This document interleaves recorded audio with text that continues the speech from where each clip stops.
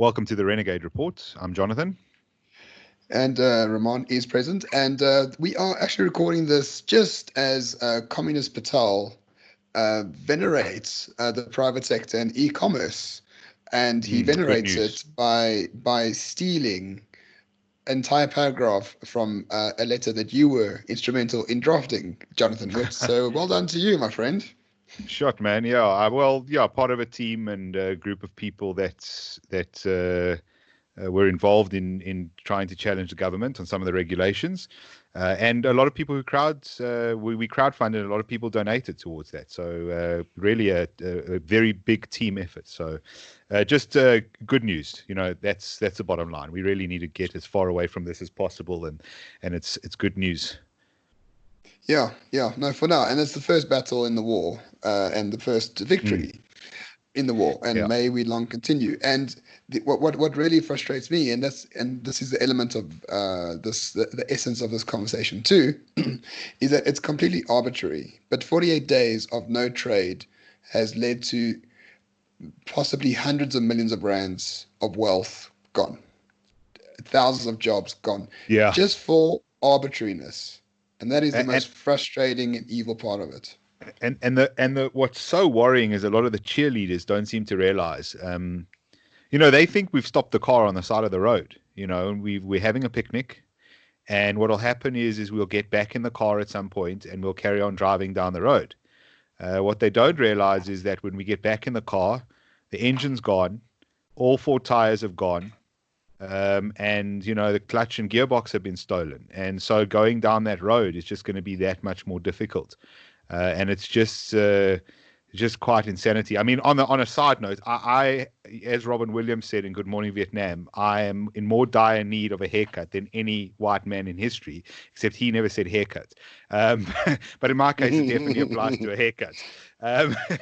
So I mean, we really got to just start opening up the economy. It needs to happen. The economy is lives. Yeah, economy is lives. But thankfully, I found someone to make me a toasted sandwich. They're going to deliver it tomorrow, and then they're going to bring their scissors and shaver along just to cut the bread and to have a nice fade on the crust. Because it's e-commerce. Cool. It's basically e-commerce. And but I will come out with a better haircut for some reason. We will see. But anyway, we can chatter all day, but we do have a guest, a very important one, Jonathan. And may I ask you to make the intro, please?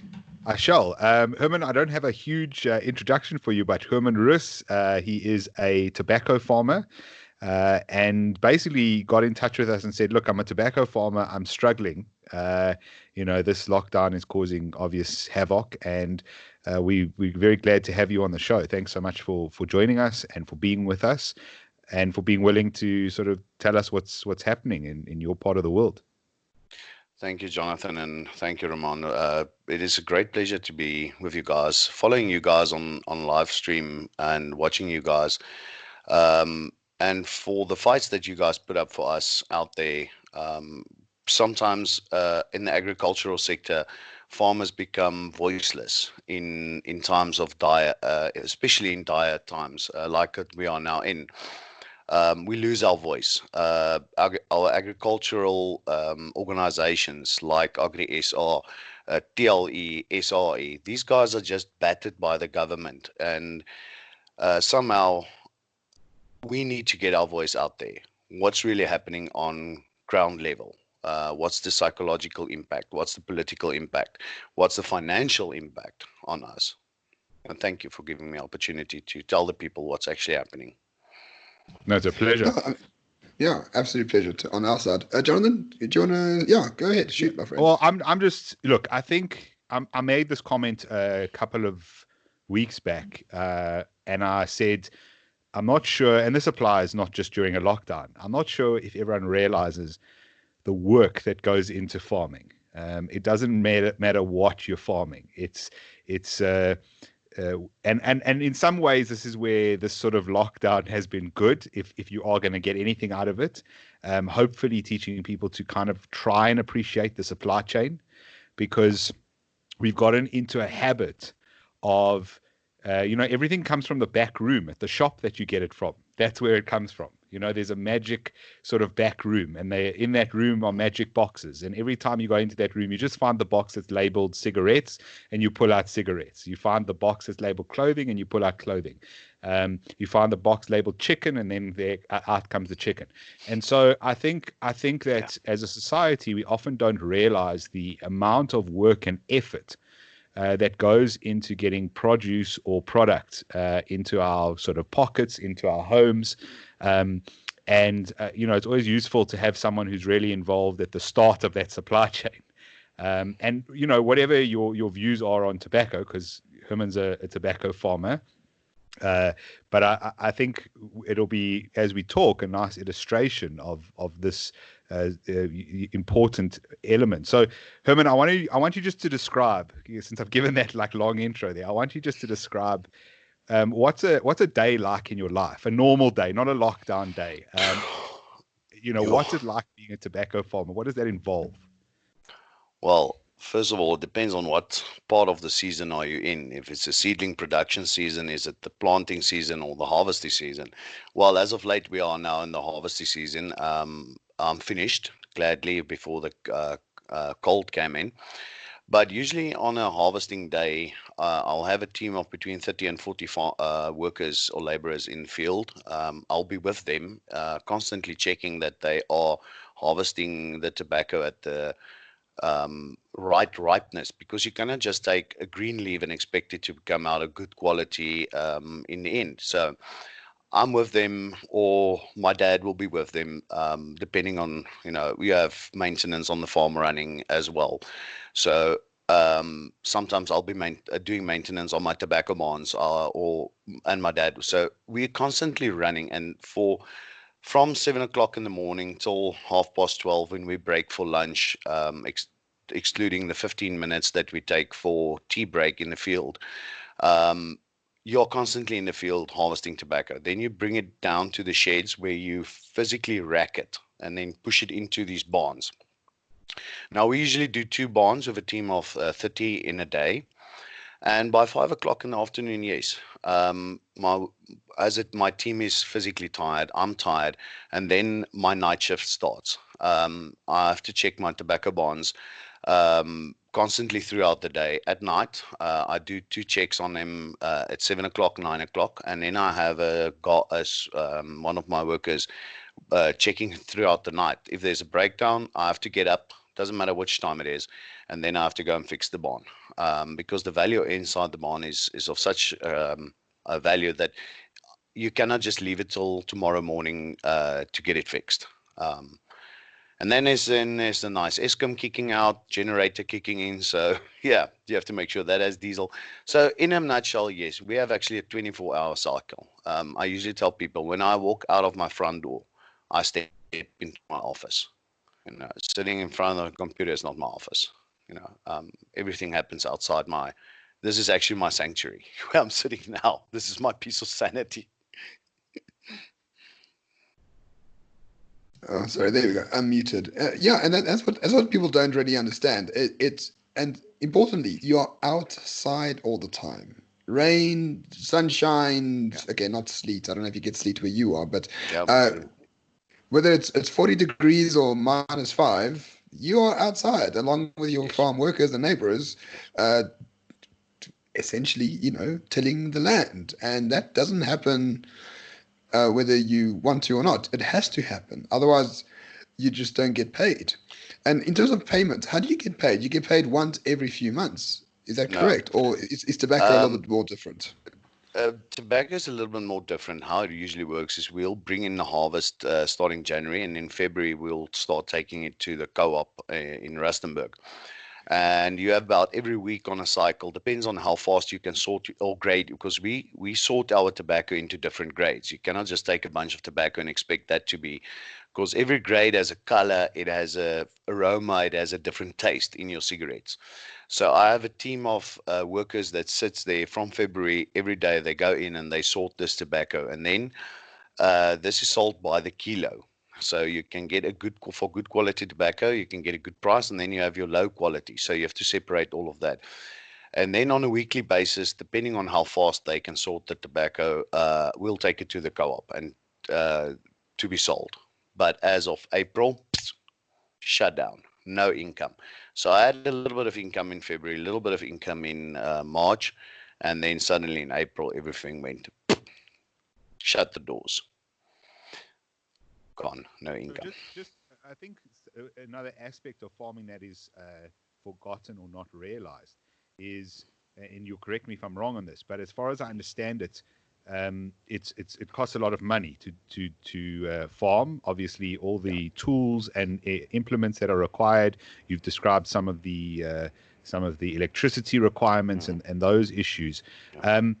If you don't make money, a lot of farmers are needing to take loans from banks or go into overdraft at times of the season, because what you banking on, as far as I understand, is you'll take a loan of whatever it is, but usually quite substantial, plant the seed, and then provided you have your harvest, you then pay the bank back, and then obviously take your profit.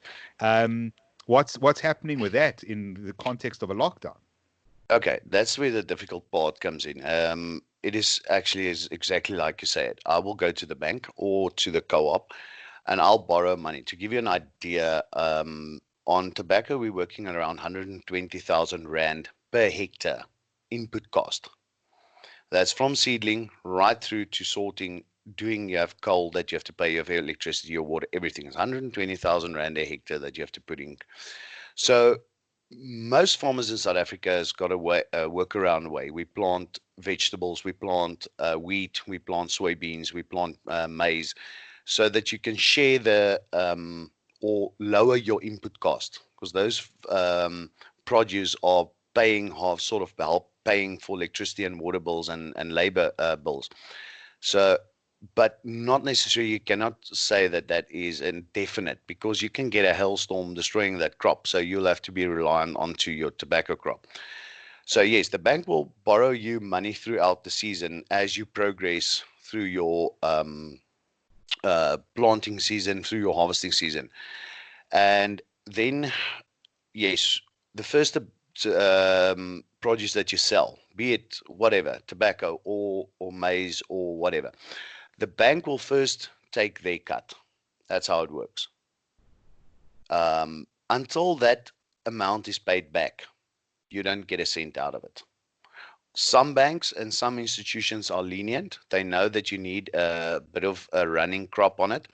So what they will do is they'll give you 30% of whatever is sold on that specific day. So they'll take 70%. If you get 100,000 rand, they'll take 70, and that goes towards your loan payment. And throughout the time, and what the guys don't, what most people don't realize is, a crop isn't the thing that I put in today and harvest tomorrow. Some crops like tobacco, soybeans, wheat, your grains, take from anything from 6 to 12 months. All right, tobacco is a 12-month process. Right. I'm starting with my seedlings on Monday, my new season, but my last year's season's tobacco is still in the shed. And these things run, interest keeps on running on these things on a monthly basis, and you need to pay that back. And now we're in a lockdown.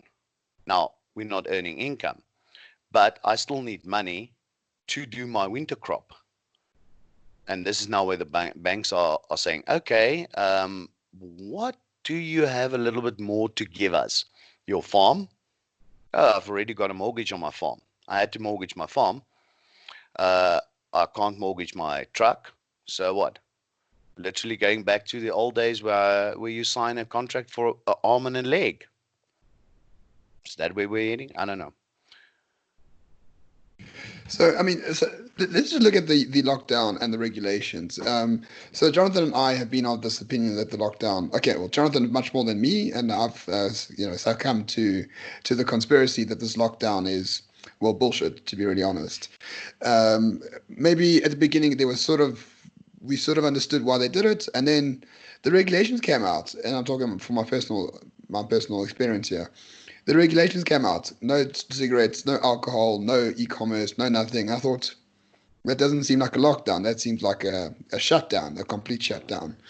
But cigarettes has always been a major sticking point in these regulations, and there's still no clarity on why those regulations are there. A lot of conspiracy theories about why they are there, but no clear consideration from the state about why they are there. As a tobacco farmer yourself, I mean, have you heard anything from the state or maybe some associations, farming, tobacco associations, that can actually clarify to us why cigarettes are banned? No, no. We haven't heard anything. The last thing we heard was when Dlamini Zuma said for health reasons, and that's the last thing. And then we heard the whole NCCCC, whatever they called, um, has now made the documents not available. It's now been classified, and up until now, we don't know exactly what happened in there. There's a lot of, as you say, conspiracy theories. The only thing that I can say is that the industry is bleeding, and um, it's like anything. And I would love to explain this to the viewers out there and to everybody and to you guys. Um, Earlier today, I was sitting down and I drew a picture. When you're like two circles, when you have your farmers at the most bottom part, and they each farmer produces 10 tomatoes a day. All right. So this goes to your chain stores or whoever. All right. And then there's 20 buyers at the top, and each buys one tomato a day. All right. So for every day, these two farmers are each selling their 10 tomatoes. And what is now happening, and not just in the tobacco industry, this is happening in the wine industry, this is happening in the vegetable industry, and I'm talking agriculture broadly as well now. What happened now is, and then you can take those 20 people and divide them into A, B, and C. I don't know if you guys ever heard of the John Nash equilibrium theory. Have you Yes, ever got? he of A Beautiful Mind, the film A Yes, Beautiful Mind's about him. He developed game theory. yes, and it's quite an interesting theory, and you can actually put it into practice of what is actually happening in the agricultural sector today. So we have A, B, and C, right? A, B, and C are interlinked businesses, each doing their part in the equilibrium handling, and that money trickles down to the supplier, or let's put it, the chain stores, and from the chain store, that supply that now trickles down to the farmer. All right, and but now A and C are directly linked to the farmer in whichever commerce it is, maybe supply of seeds, agricultural chemicals. And suddenly came this lockdown, and we are now removing B out of the equation.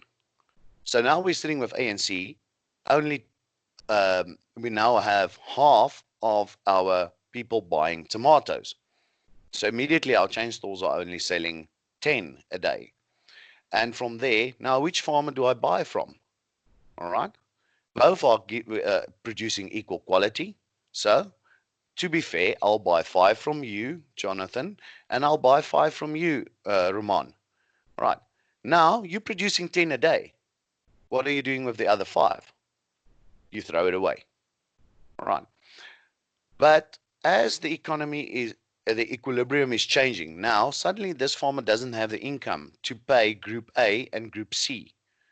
So we'll have a job loss there. So less people are buying. So eventually we end up with only 5 tomatoes are being sold a day. We have 15 in the storage available, but now we're only selling 5.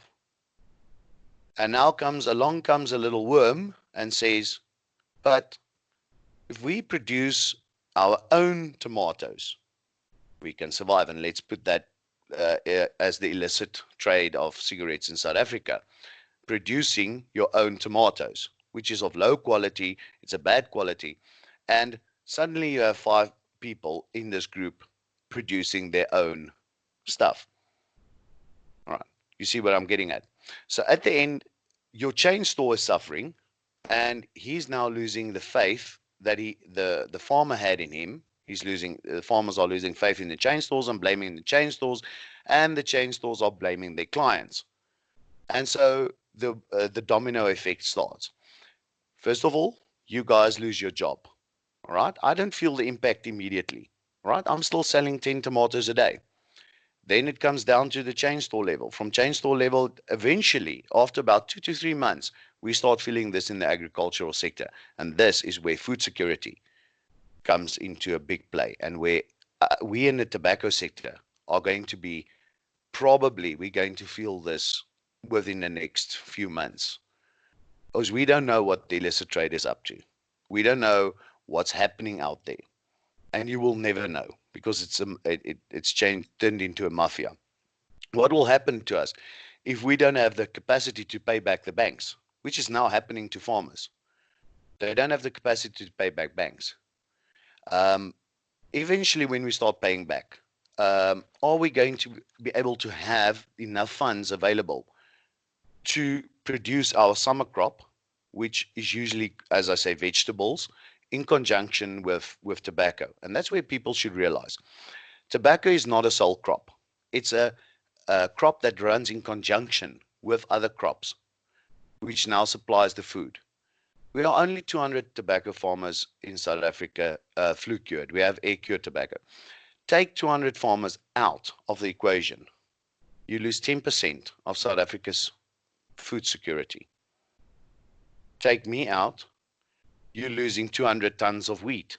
You're losing 100 tons of soybeans. It doesn't sound much, but now let's start adding it up. How much bread can you make out of 200 tons of wheat? Right. So that's the complication of this whole thing. And that's why I said the equilibrium is now starting to break down.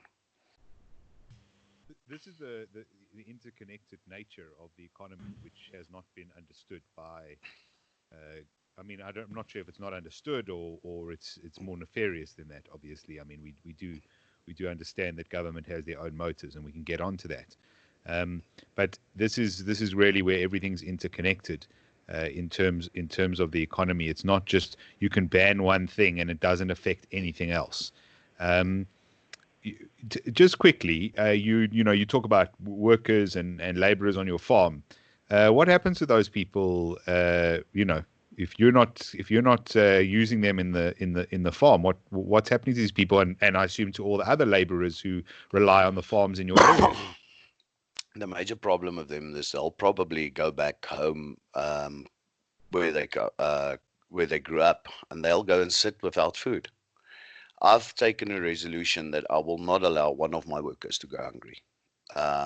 By the grace of God, I will not allow them. Even if I have to keep them on the farm, even if I can't pay them, I will make sure that I will supply them with food, because that is the most degrading thing. Sorry, my Afrikaans No catching problem.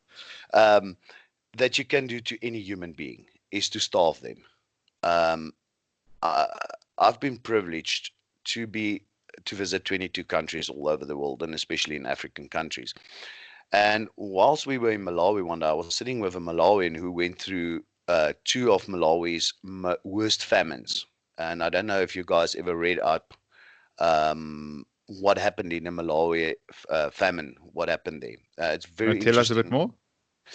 more. Look, there were two severe droughts. One was in 96. The severest one was in 96, and they couldn't produce any food. There was no maize in Malawi. And that country went into a famine where people actually started killing each other and stealing from each other. And the next year, when they started planting, they had severe rain, which also caused, and those were literally two years in conjunction. There's a nice book that you guys can read. I think it's called The Boy Who Harvested the Wind. Amazing story, and I'm getting goosebumps. But anyways, this guy explained it to me that during this period in famine, the worst thing that he ever saw, because the people who were living next to the lake, they were fine because they could fish, and they could get food. But the people inland actually started starving without food. And he said the worst thing is to see children begging on the street next to the road for a scrap of food. Children, people handing food out to children, and what the first thing that child does is he runs to his family. Instead of eating it himself, he thinks if he feeds his parents, that he will survive. Come on, guys. Is that where we're heading within South Africa? If this thing continues, and this is where the reality should strike, and people should realize this. This is not just in the tobacco sector. I'm talking 200 farmers. As our system starts collapsing,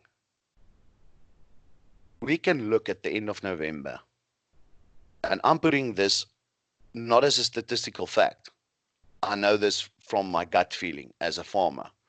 60% of South Africa's food security will be in danger.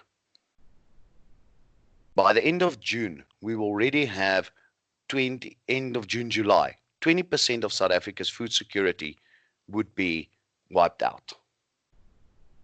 That leaves us 80%. So, yes, your magic room at the back in Woolworths is not going to be there anymore by the end of November if we don't lift this lockdown. Yeah, so excuse me. So let's talk a little bit about that, because I think people severely underestimate the complexity of the supply chains in South Africa, and it's something that I'm ignorant of as well. So if you're a farmer, okay, I know sheep farmers in the Karoo, right? They get paid once a year. They shear the sheep, they sell the wool, and they get paid once a year. And with that one payment a year, they pay back their loans, they pay their laborers for a year, they pay everything for a year, right? And that wool gets taken and gets made into clothes, and we buy it. But if the entire supply chain is completely screwed due to the extreme arbitrariness of a lockdown, and based on, I saw that the Premier of Gauteng today said there are 48 COVID-19 patients in hospital in Gauteng. 48 after almost 2 months of no economic activity. 48.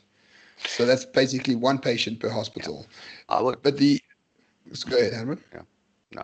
If I can get in here, and this is just a chip in, and this might get me from a medical perspective.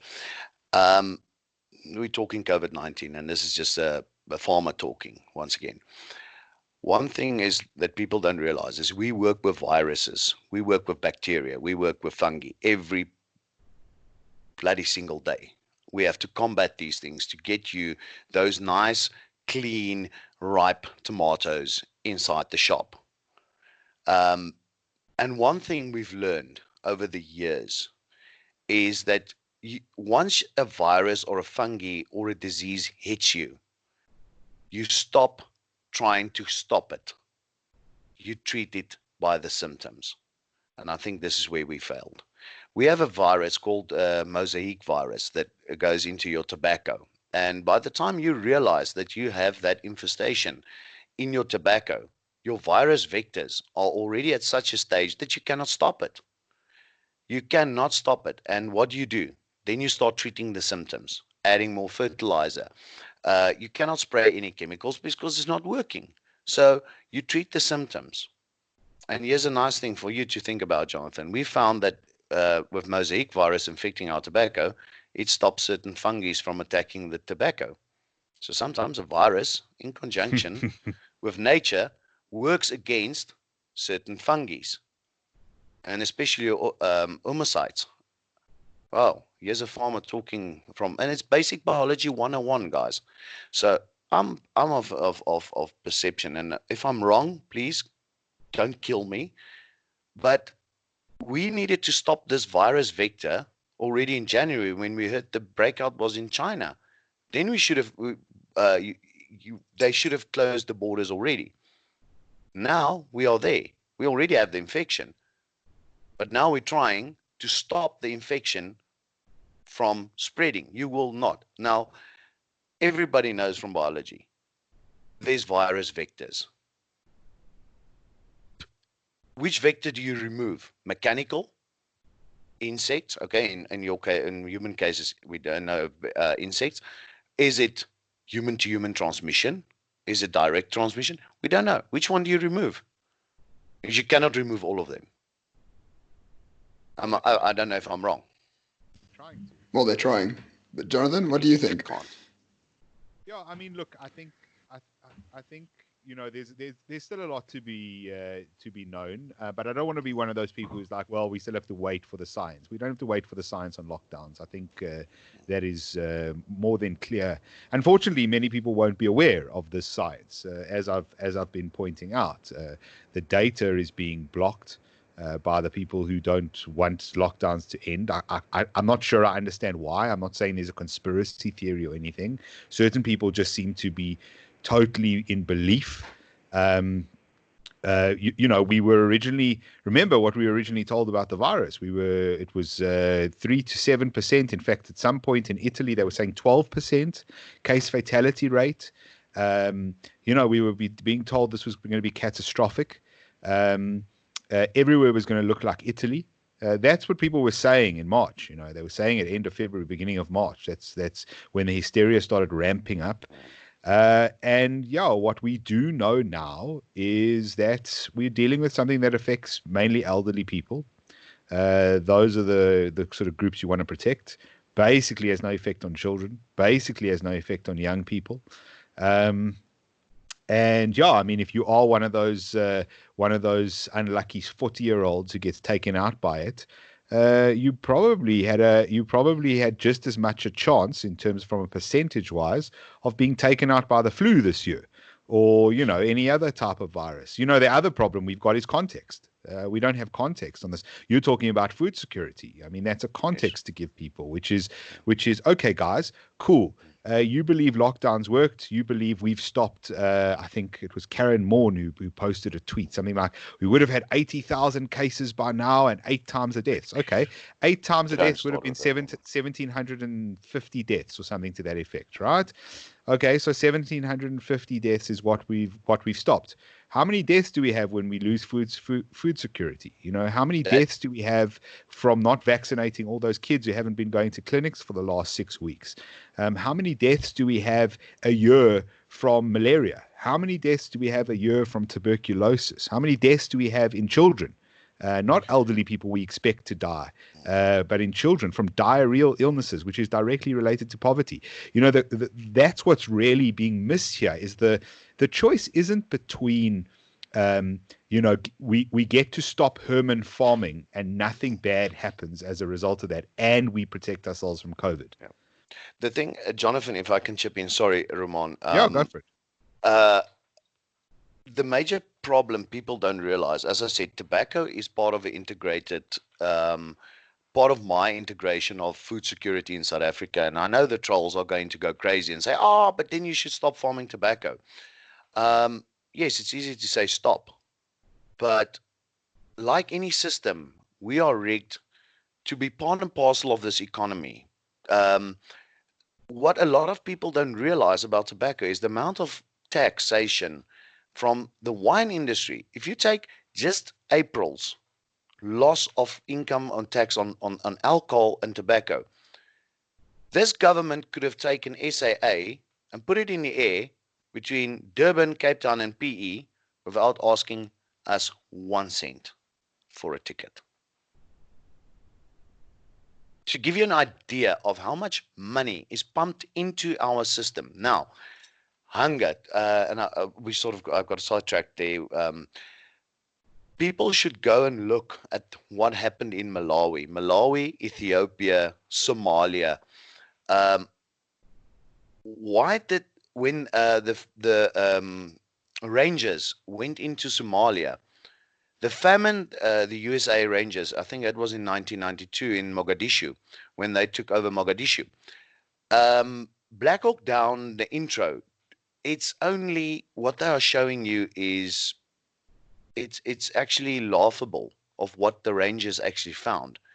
The guys who wrote on what they found of the famine in Somalia, some of those Rangers went back to America, and I think Chris White, I think, would be able to comment on this, to the psychological impact that had on the US soldiers in Somalia.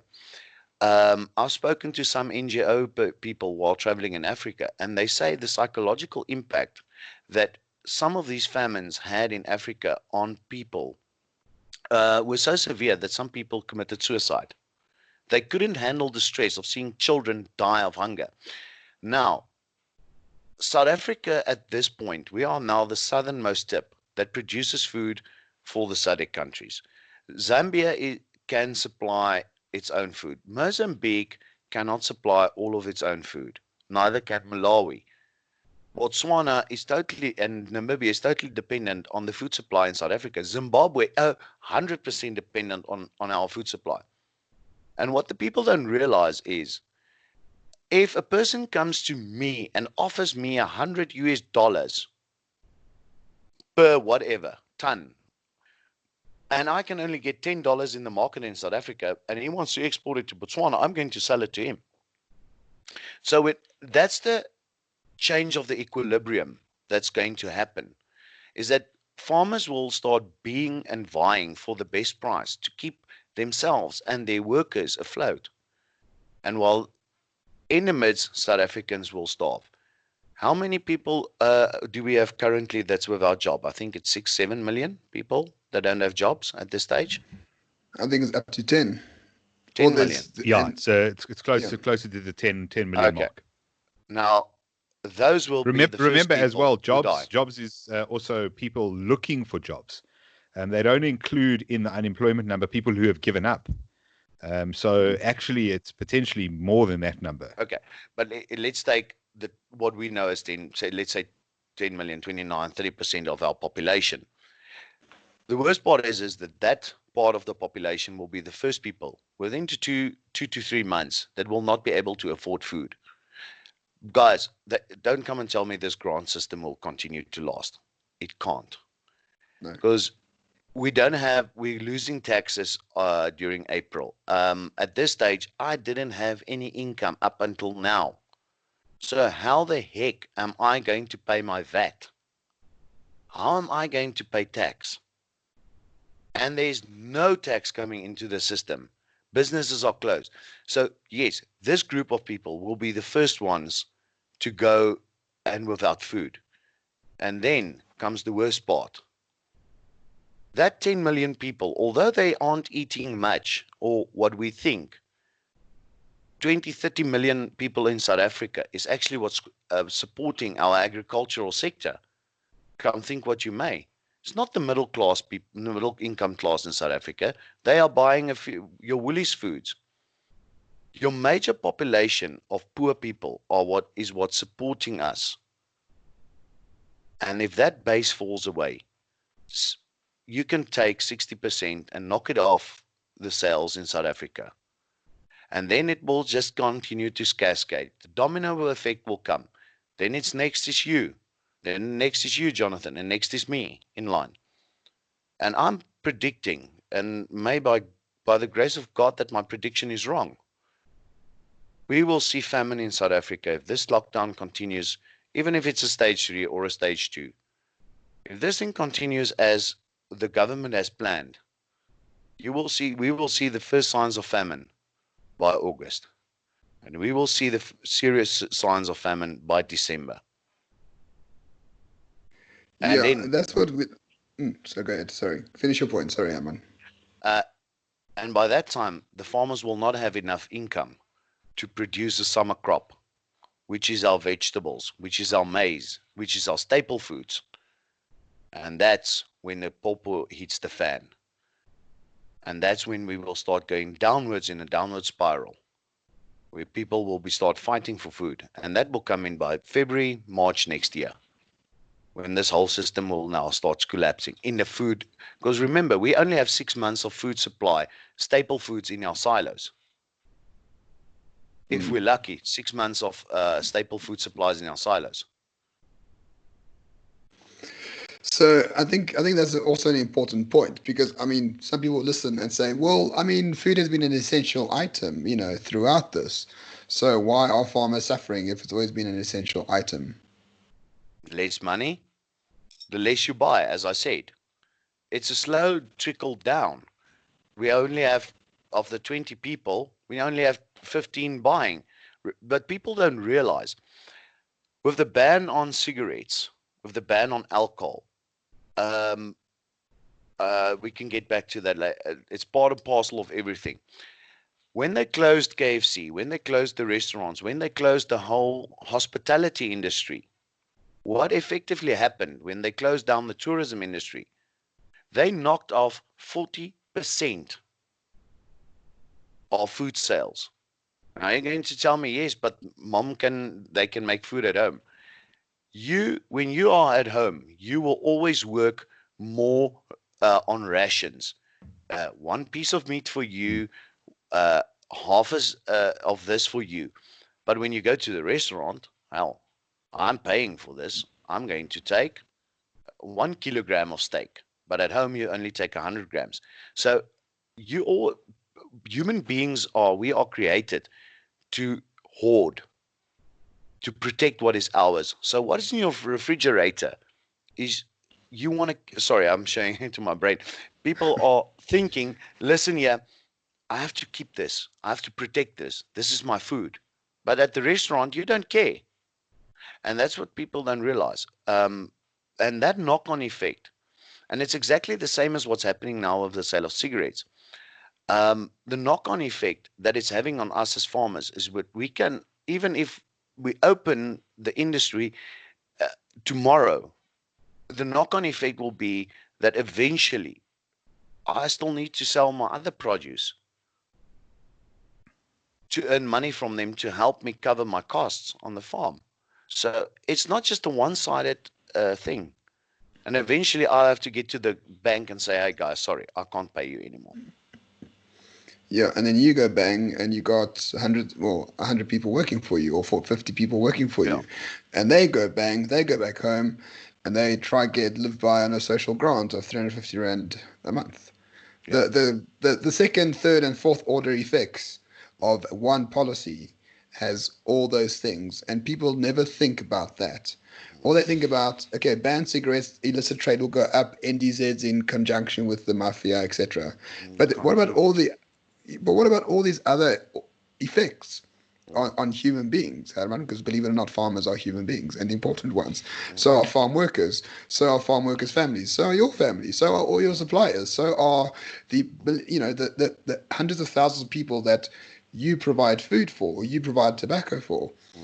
All this is affected by one stupid decision. Oh, yeah. I think we have a medical expert in our midst. The psychological effect that all of this is having on people, and what people don't realize. As South African farmers, we are living under severe strains. I'm not talking about financial strains. We have farm attacks, and that is a reality. You are scared that you're going to be a person is going to walk into your house and maybe rob you. You are afraid for your workers because a lot of our workers are getting or there's armed robberies on them. So all of this, and with the government talking of EWC, which I'm calling eradication without compensation, you hear these things and you think, okay, these guys are at a point where they're going to literally eradicate you. You have those fears, and it's layer upon layer. So now I'm taking away your cigarettes, which is one of the most legal drugs that doesn't screw too much with your mind. But if you take a benzo, it doesn't work as well, but only up to a point. Um, and the stress level now goes through the roof. And there comes a point where you look at and say, okay, guys, I've been paying my life insurance now for 5 years. It's a couple of million. I've been insured for, you know what? I'm tired of this. My family's struggling. You know what? Maybe I should just off myself. The worst part of it is this is also going to happen in the business sector. And if we start losing farmers, and that is what happened during the drought in the Northern Cape, during the severe drought that hit them, a lot of the farmers committed suicide. And sorry, I want to use the word, pisses me off about mainstream media is that they never covered that. They never told South Africa what was happening to those farmers. I'm sorry if I get emotional on this, because this is for me a very, very emotional point. My fellow farmers had to commit suicide because they couldn't pay their levies to the bank, as you said with the wool, because they didn't have bloody sheep anymore. They died in the field. Mm. Then came a You year know, of rain. And they for the first time, these farmers saw the light. Bam, came the lockdown. Guys, the reality is we are facing one of the biggest challenges in our agricultural sector. The forefront is the tobacco industry and the wine industry. And if we cannot pay back, sadly I have to say this, we are going to lose a few farmers to suicide. That's the reality that South Africans must now face. Are you going to be part of the guys that shouting, yeah, keep the ban on cigarettes, keep the ban on alcohol, we'll show them. But remember, the blood of those farmers that couldn't pay, that had to look his farm workers in the eyes and say, guys, I don't have money to pay you anymore. Sending 30, 40, 100 people back home to starve. Those blood will be on your hands. And I'm saying it straight to the guys, and I'm not scared for what I'm saying now. Sorry. No, it's perfectly fine. I mean, I get the frustration. I'm interested to know, there are organizations that are supposedly representative, I guess, of the agricultural industry, to some extent, some farmers. I'm thinking of organizations like Agri SA, and there are others. Um, you know, Ramon referred to something in the beginning of the show where I've been involved with a few others to try and challenge some of the lockdown regulations. I had been quite surprised actually to see British American Tobacco basically pre-litigate against the government, and then for some reason just back off. I'm not sure I fully understand why that took place. Yeah, you can tell us now. Explain, yeah. And so that's the one issue is what's happening with the corporate tobacco industry and kind of challenging them because it's highly debatable whether tobacco should be banned on the basis of a COVID outbreak, and then the other side is what are the organizations that represent farmers doing, to kind of push forward what you're saying and pushing this message to government to try and get them to understand the damage. Yeah, sorry, guys, I just made a bit of a screw up. Yeah, there we go. No problem.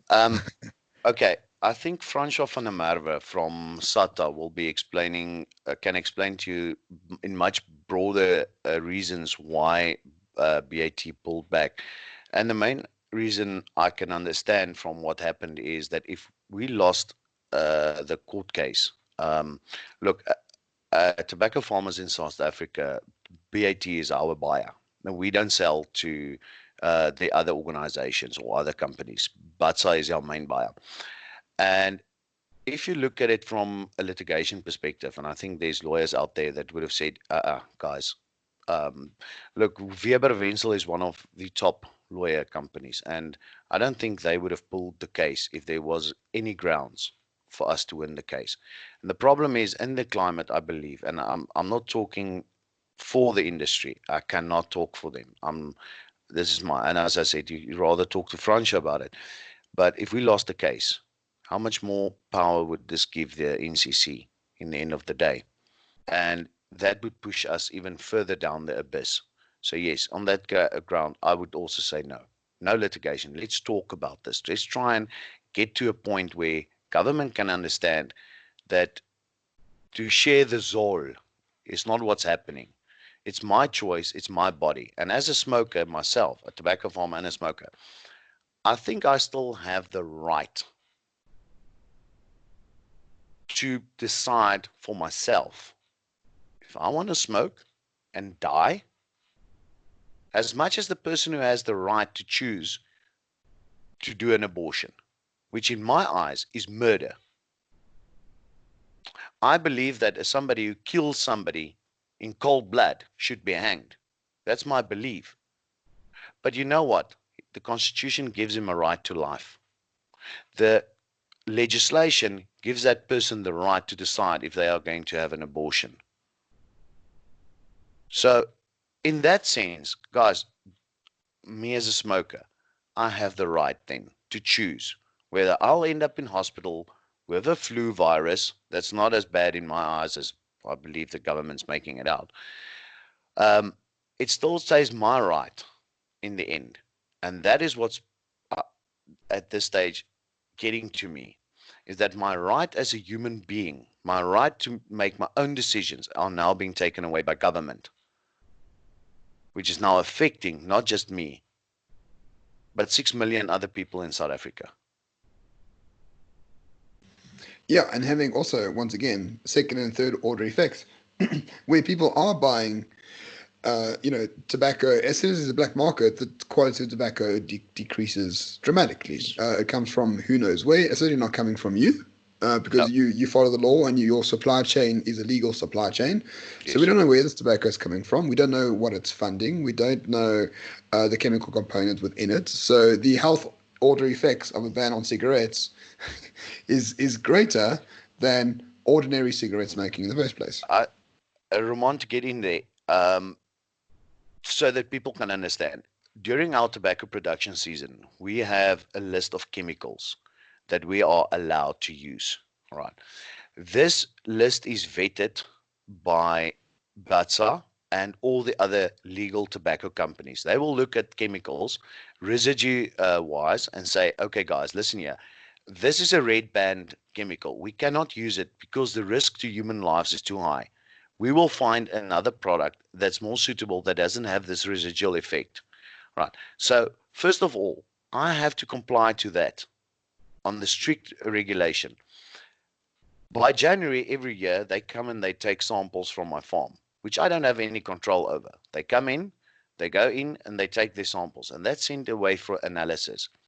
And should they find any non compliant chemicals in my tobacco, which I cannot say why it's there, they will accept it that I've used it and they will not buy my tobacco. All right. We have something called drifting. We have had problems with neighbors spraying other chemicals coming into your tobacco, but the residual levels are low. Now, what happens with the illicit trade is this tobacco comes from somewhere in Africa. Most of these tobaccos come from Zimbabwe or Zambia, and you have pheasant farmers. They farm 1 hectare of tobacco. And some of these guys use pyrethroids, which is banned in the use of tobacco. They use organophosphates, which is banned.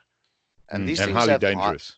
and highly dangerous. And especially on tobacco, organophosphates have a high residual level. All right. We are banned from using that. All right.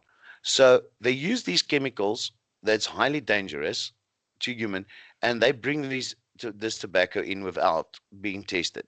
All right. We cannot take a carton of these illicit cigarettes, send it away for testing. You are going to find the most weirdest chemicals in it. Things that are even banned by the World Health Organization as to be used in any produce. All right. Aldicarb, for instance, Temic, two-step. Uh, some countries in Africa, you can still find it. And it's still being used because that thing controls certain pests. Man, it's the best pest control that you can have. Highly dangerous to animals and human consumption. So the guys must understand, we have to comply to strict rules and regulations to get you to smoke a tobacco, which is harmful for me, but which is under restricted, um, uh, produced under real restricted conditions. You might even be smoking when you illicit cigarettes. You might even be smoking something that's not tobacco. Prove to me that there is 100% tobacco. And that's one thing about our product. What you're smoking, you can trace it right back to the farmer. Yeah, I mean, I think the health effects there, that's once again, not thought out. We're going to ban tobacco because so here's the common argument, right? Someone listening to this and thinking, look, yeah, I feel for Herman, but at the end of the day, respiratory virus, cigarettes, respiratory compromise. Therefore, I'm pro the ban. And what people don't realize is banning things, doesn't make them go away. It just creates a black market for them. And in this instance, you're creating a black market where we may actually be killing people. So it's entirely possible that someone gets hold of some of these illicit cigarettes, and if they have enough of those chemicals, can die from them. In fact, quite difficult to diagnose as well. And then over and above that, other chemicals which may be causing other issues. So yes, cigarettes are harmful to your health. Bad cigarettes are even more harmful to your health. And so those chemicals, for example, and I can't believe I'm saying this, but British American Tobacco is letting you put chemicals on the plants that are at the least harmful that can possibly be in a product that is harmful to your health, obviously. But the point is this: when it's not checked at all, when there's no corporate incentive and this sort of market incentive to keep a healthy product, you're going to get cancers quicker, guys. That's what's going to happen. You're going to get the ill effects quicker. So once again, it's not trading for less smokers means less COVID deaths. No, banning tobacco may mean more deaths from other things in the end. It may take years. It might be quicker even. I would like to get back. We haven't touched on a thing called the black market, and what people. I would love. I don't know if you guys read the book Pablo Escobar that was written by his brother Roberto Escobar. Have you guys read that book? Amazing book to read. In my opinion, Pablo Escobar wrote the Bible on smuggling. Everybody thinks of Al Capone, Lucky Luciano, and these guys that played in the prohibition area in 1920s. The biggest problem, what happened is, if you take the guys like Bugsy Siegel, and these guys, what happened during the prohibition?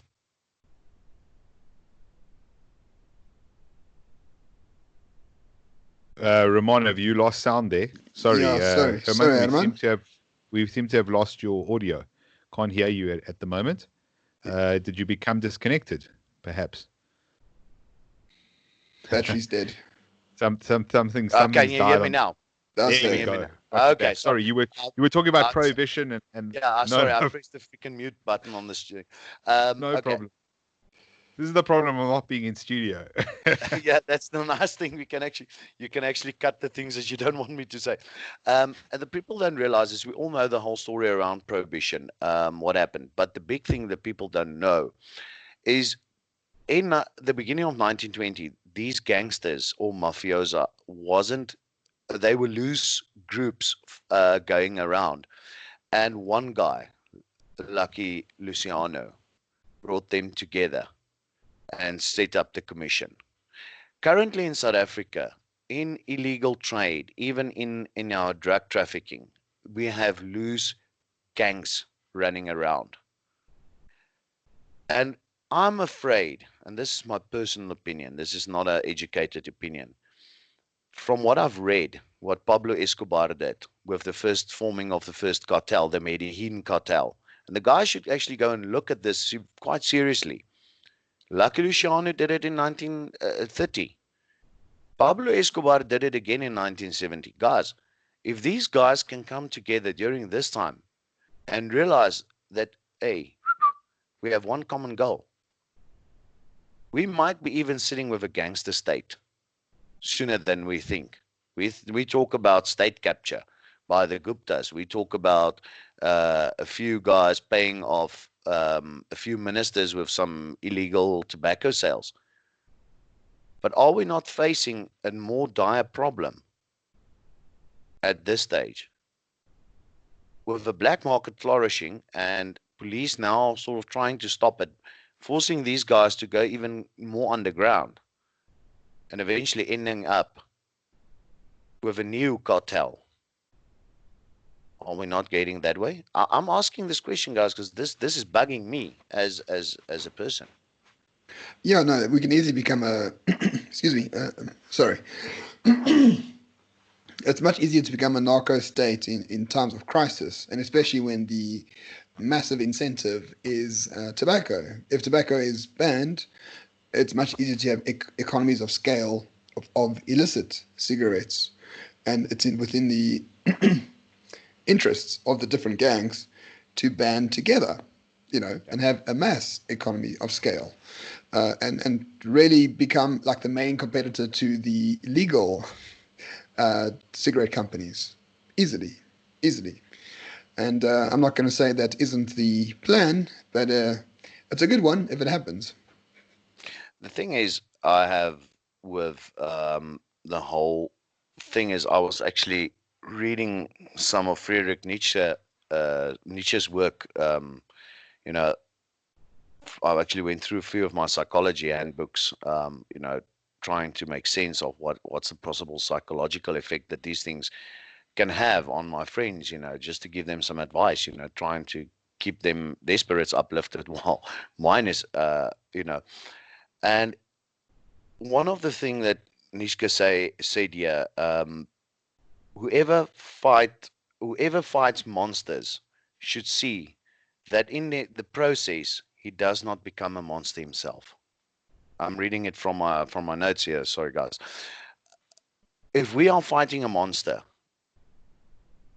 that we not become a monster ourselves. And what I see happening on social media, for years people were fighting to the tobacco industry, and they were making us out as monsters. I'm asking the question. You said we were monsters. We were the killers. Now I'm going to throw it back to you and ask you, the viewer, haven't you become the monster now by putting us at risk to keep this lockdown in place, to not stand up and fight for us? And then you become the monster that will feed famine in this country. And that's a very good analogy for the lockdown generally. The monster's COVID-19, but we are squashing I don't know, a grain of salt with a sledgehammer, and the sledgehammer becomes the much bigger monster, and the effects from that, as you said, it could be extremely dire. Yeah. Jonathan, any last words from your side, my friend? No, not much more to add.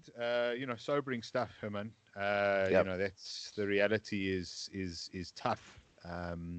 Sobering is, I suppose, a ironic term to use, since nobody has been able to engage in any vice, I guess, for the last 6 weeks or so. I know many people think that's a good thing.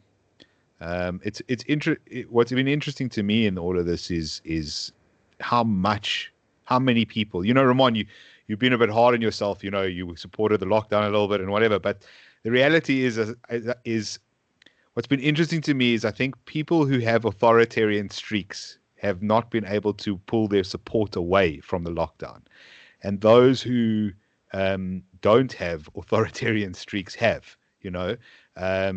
It's like a drug at this point. It's like the only drug that's available is the lockdown, and this ability to go, oh, look, it's much better that people aren't going out to nightclubs because nobody's getting in bar fights, and as a result, we don't have trauma in the trauma centers. Don't worry, we'll deal with our trauma in our trauma centers. It's not your problem. You're not at the hospital on Saturday night. I am, and you've been doing it for not centuries, but like at least 1 century. Trauma is normal. We're pretty good at it as well, And I mean, you want to talk about second order effects there. You continue stuff like that on long enough. There's a few things that happens when you eventually release this. Those people are going to go out and get drunk as hell. If you think there isn't going to be a major uptick the minute they release this, it's going to be mad. That's number one, and number two is if you do this for long enough, a whole bunch of doctors actually don't get that training. So when it happens, they actually aren't very good at it. You better hope you're not the one who needs their help.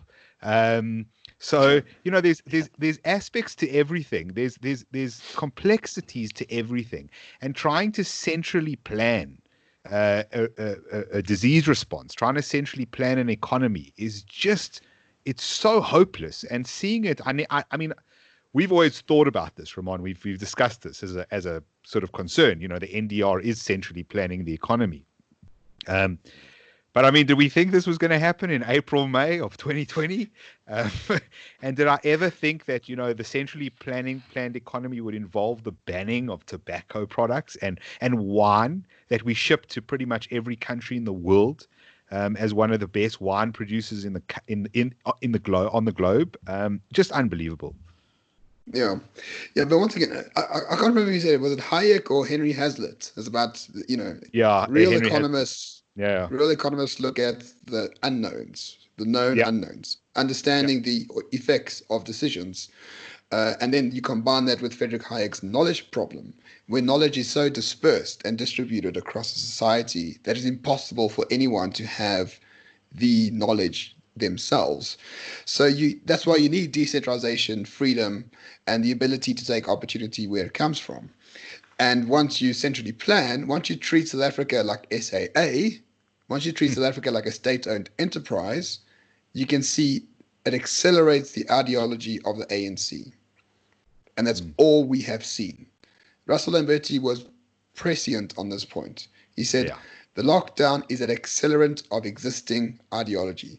It's not a crisis to turn things around. It's not a crisis for reform.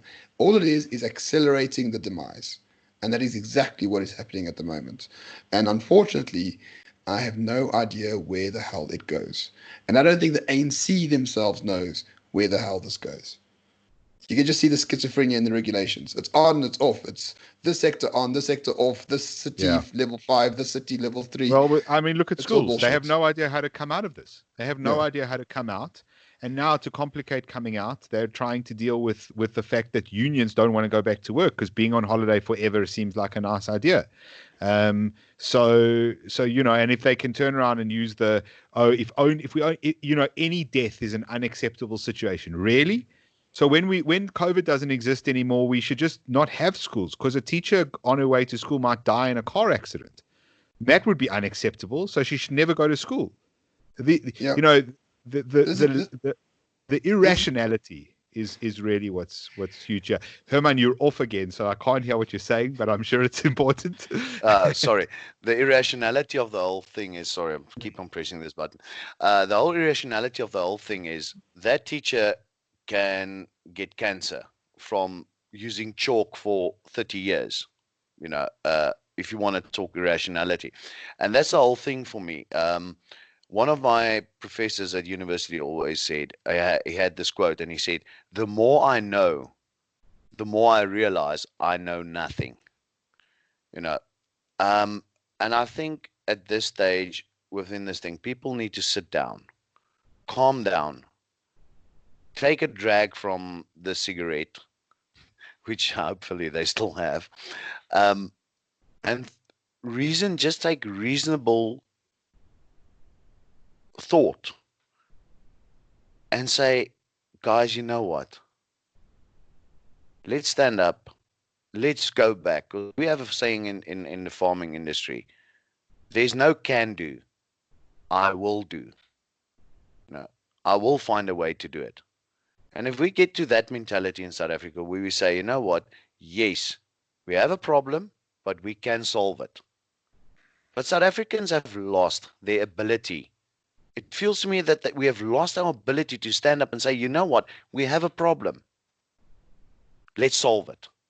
We're sitting back and we're waiting for somebody else to make a decision, be it a political leader, be it a businessman, be it somebody, because we've become a lazy nation. And that's a big problem for me. I have to, as a farmer, every day I walk out of this door, I have to troubleshoot. I have to find new ways, innovative ways to think. But what has happened? We as South Africans have taken the car, we drive to work job, and if we can't fix something, hey boss, I can't do it. Meneer, ek is jammer, ek kry dit nie reg nie. Somebody else needs to think for us. And that's my problem I have during this lockdown. And that, go ahead. Yeah, Sorry. I just want to join on with Jonathan. I hope by grace of God, you are wrong about the accidents because I'm the first responder in our community. And I All right. haven't seen an accident for 2 months now, so Yeah. I don't even think I don't know what my jump bag looks like on the inside. So please, I hope you are wrong about that. Yeah. I hope I am too. It's certainly in rural areas, but not centrally. Ramon? But yeah, just one final point from me, and that I think what you say when we are a nation of people who can't do anything or who are lazy, I think that's wrong. I think we're a nation of optimism and hope, and that kills inventiveness, and that kills resilience, and that is the effect of Ramaphoria writ large over years, where you have the commentariat who are actually instilling a form of Stockholm syndrome on the nation. Franz Grenier said this on Gareth Cliff's show this morning, and it's just so brilliant. The commentariat are telling you that your oppressor is your savior. The oppressor that is going to have a 20% contraction in GDP. The oppressor that is preventing charities from feeding people. The oppressor that has destroyed between 3 to 7 million jobs by the end of the year. The oppressor that has destroyed your entire tobacco farming industry, that has destroyed 20% of the food security so far. None of these things are good, but we're still led to believe the people that are screwing us over are the ones that are going to save us. And that is a direct result of hope and optimism. We need to become less hopeful, less optimist, and we need to become more resilient and bloody well work. Just do the work. Then you don't rely on anyone. Then you rely on your immediate family and your community. And they are far more reliable than Mr. Ramaphosa in the union buildings. Sorry. I'm not choking up. I have a bad throat. But yes, that's what I wanted to say. Perfect. Shall we wrap it up there? Herman, thanks so much for joining us. It's a valuable insight because, look, I mean, we don't have it, and most people have no idea what's going on in the farming sector. And as you say, they're only going to realize it in November when they go to the shops and suddenly their favorite produce isn't on the shelf. And they think, oh, it's sold out. And they come back a week later and it still isn't there. And suddenly, by the following year and the first sort of season where we meant to have stuff just won't be there anymore. We won't have that anymore. I have still got, and I had very close family until relatively recently in Zimbabwe. And this is exactly what went down there. It was a place of plenty. You would go to the shops and there would be lots of things to be able to buy. And then just relatively suddenly, but it did happen over a period of time, things just started being less and less, everything from, you name it, you like a specific brand of toilet paper. Well, now there's only one brand. You don't like oranges, you prefer Nachis, but you want the pipless, you want the seedless ones. This is the kind of stuff that you first start seeing going, and then citrus altogether disappears for periods of time. Hard to find, only get it in certain places, very expensive. So I just think it's the more people that hopefully can hear you talk and understand this kind of perspective, the better. Jonathan, thank you very much. And Ramon, thank you very much for giving me the opportunity to talk tonight. As I said in the beginning, farmers, we are on the ground level, are either too scared to talk. A lot of them are scared to talk. And as I said, the agricultural representatives out there are doing their job. Agri SR, SRE, TLE, these guys are doing their job. The problem is the government doesn't want to listen to them. And these guys are fighting for us, but they, as much as their voices are silenced, ours as well. Thank you for giving us the voice. Thank you for giving me the opportunity to explain to people out there what's going on. And I'm also, as is customary with being a farmer, after the lockdown or when we get to level 2, I don't give it, I don't feel anything. I invite you guys to come and see an active tobacco farm. And if it's during the winter time, I'm inviting you to my game farm as well. And you can, and this is an open invitation. You're more than Thanks. welcome to come and check it out, the whole operation here.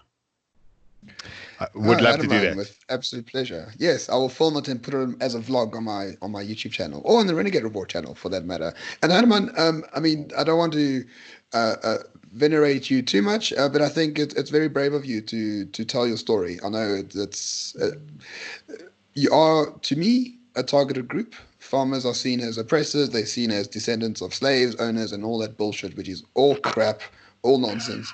Farmers feed this nation, rich, poor, black, gay, whatever, right? It's very funny when a Julius Malema tweets farmers are murderers while eating his mealie meal or his steak, which comes from the Yeah, very farmers he is trying to denigrate. So it's very yeah, brave of you to actually take a stand and actually gear myself and Jonathan into saying, guys, we need to chat. Don't forget about me. So kudos to you for taking thanks. that stance, and for being brave about it. It takes a lot of guts to come on a public platform and express yourself in such a meaningful way. It is a difficult situation, but I believe firmly in one thing. Evil prevails when good men fail to act. And this is a time when we have to stand up and say, you know what, count me. Even if it sometimes sticking out my head will cost me dearly. But if it is in the long run for the better of my fellow South Africans, then I'm willing to stand up and say, count me in. And definitely not in Excellent. my name. Hundreds. As always, I just want to give a punch here, Ramon. As always, please like the sort of podcast. If on your whatever podcast app you listen to, give it a rating. If you're watching on YouTube, subscribe, because this show doesn't have as many subscribers as it should have. So please subscribe to the show, and you're obviously welcome to leave your comments, give it a thumbs up or a thumbs down if you don't like it, Adrian Basson. And other than that, you can find Ramon at Roman Cabernac, myself at Jonathan_Witt. And thank you as always for listening. We'll catch you next time. Cheers. Cheers. Cheers. Cheers.